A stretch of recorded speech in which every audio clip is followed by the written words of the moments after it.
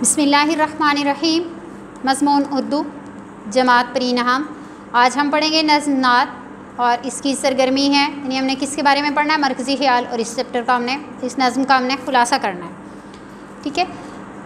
نظم نعت اس کے شاعر ہیں امیر منائی، جو 1828 میں پیدا ہوئے اور 1900 میں انہوں نے وفات پائی۔ امیر احمد نام اور امیر احمد ان کا نام تھا اور ان کا تخلص تھا امیر۔ تخلص کسے کہتے ہیں؟ جو شاعر اپنے اشعار میں استعمال کرتے ہیں، اپنے نام کی بجائے جو نام استعمال، مختصر نام استعمال کرتے ہیں، اسے تخلص کہتے ہیں۔ 23 فروری 1828 کو لکھنؤ میں مولوی کرم محمد کے گھر پیدا ہوئے۔ سید مظفر کے شاگرد تھے۔ امیر منائی روایت کے تکرار کرتے ہیں، لیکن اس کا ایسا نمونہ پیش کرتے ہیں کہ اسے صرف روایت کی تکرار نہیں کہا جا سکتا۔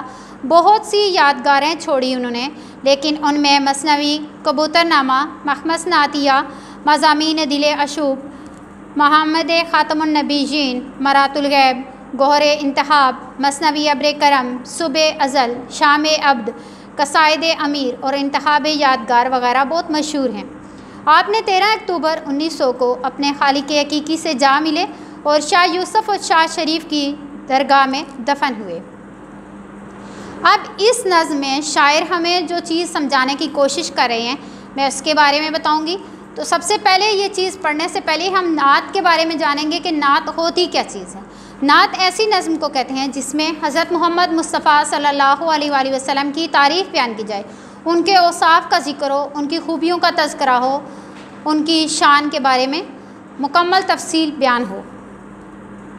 شاعر امیر منائی، اس نظم کا خلاصہ یوں بیان کرتی ہوں میں۔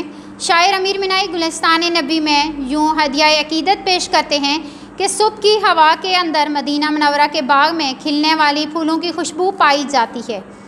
تمام پرندوں کی زبان پر حضور اکرم خاتم النبیین محمد الرسول اللہ صلی اللہ علیہ وآلہ وسلم کی عظمت کے چرچے ہیں۔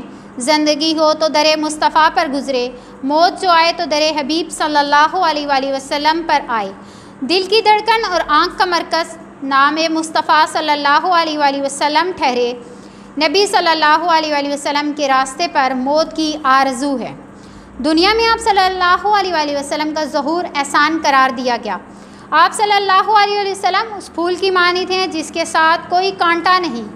ایسی ذات کائنات میں صرف آپ صلی اللہ علیہ وآلہ وسلم کی ہے، اور صرف آپ صلی اللہ علیہ وآلہ وسلم کی ہی ہے، ٹھیک ہے۔ اور اس نظم کا مرکزی خیال جو ہے، جو مرکزی نقطہ جس کے بارے میں شاعر جو ہمیں چیز بتانا چاہ رہا ہے، شاعر عرض کرتے ہیں کہ ہوا میں مہک مدینہ کے پھولوں کی خوشبو سی ہے، تمام پرندوں کی زبان پر تذکرہ محبوب ہے۔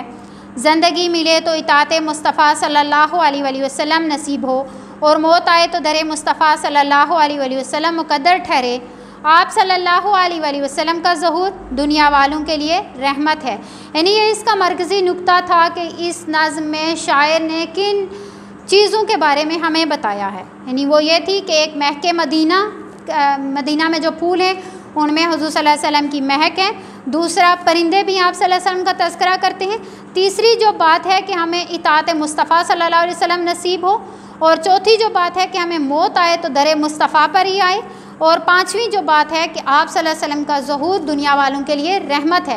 یہ جب 5 باتیں آپ اپنے ذہن میں رکھیں گے تو آپ کو اشعار کی تشریح کرنے میں بہت آسانی ہوگی، ٹھیک ہے۔ یعنی یہ 5 اشعار میں یہ مکمل ہو جائے گا آپ کا ساری چیز، ٹھیک ہے۔ تو امید ہے کہ آپ کو نظم نعت کا خلاصہ اور مرکزی خیال اچھی طرح سے سمجھ میں آ گیا ہوگا۔ اللہ حافظ، بہت شکریہ۔